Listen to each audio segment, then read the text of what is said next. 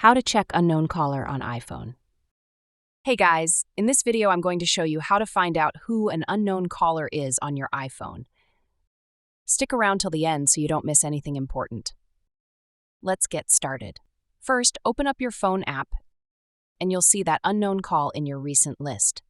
When you open the detailed screen, you'll notice that there's no information available. That's because the caller has hidden their number. But don't worry. There are a couple of ways you can try to reveal who it was. The first method is using a simple code, *69.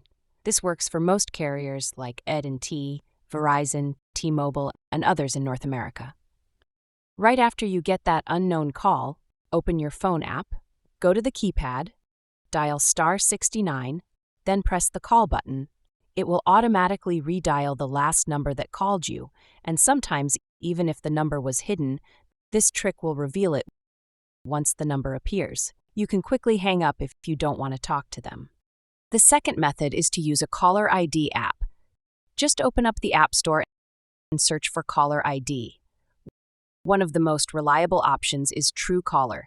Go ahead and install it.